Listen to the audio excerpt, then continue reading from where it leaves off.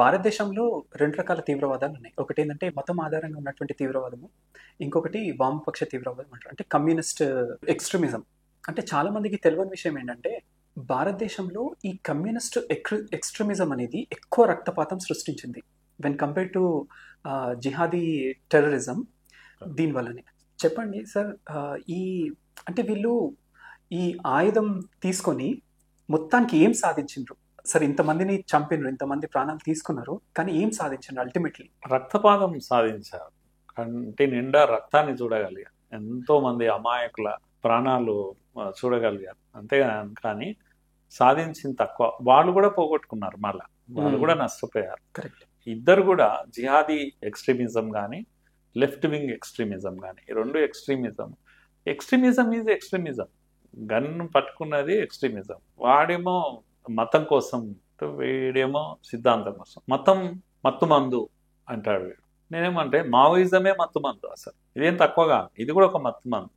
ఎందుకంటే ప్రపంచం అంతా ఫెయిల్ అయినా కూడా ఇంకా ఏదో ఉంది అని, అదే మత్తుమందు కాకపోతే ఇంకా ఏదో ఉంది. మొత్తం ప్రపంచం అంతా డెమోక్రసీ వైపు వెళ్తున్నాం. డెమోక్రసీలో లోపాలు ఉన్నాయి, లేవని ఏమనడం.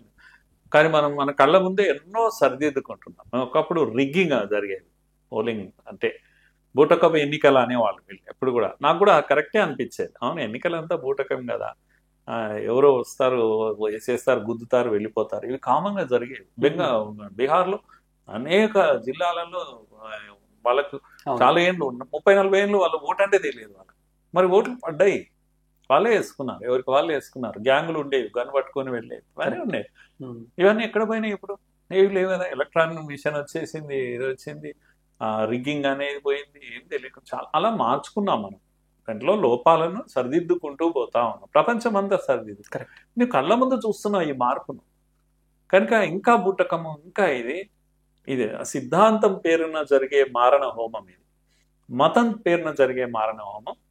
అది నేనేమంటున్నా అంటే, ఇప్పుడు పాత బస్సులో స్లీపర్ సెల్స్ ఉండేవి. స్లీపర్ సెల్స్ ఉంటారు, వాళ్ళు కాస్త పడుకొని ఉంటారంటే అది ఎవరికి తెలియదు, కామన్ పబ్లిక్లో ఉంటారు, ఏం చేయరు. ఎప్పుడన్నా అవసరం వచ్చింది, అక్కడ నుంచి ఆదేశం వచ్చింది ISI నుంచి, ఎక్కడి నుంచి అంటే ఇక్కడ షిదిబాబా గుడి చుట్టూ రెక్కి వేస్తారు.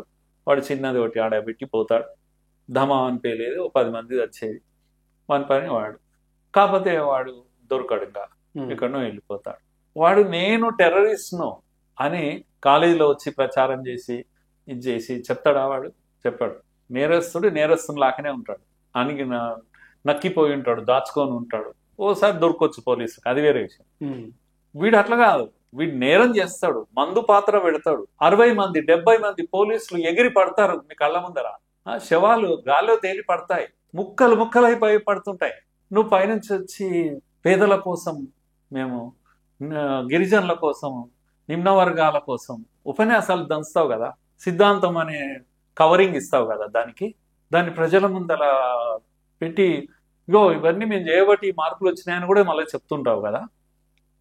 ఐడియాలజీ అనే రంగు ఇచ్చి ఇది మరింత ప్రమాదం. ఇది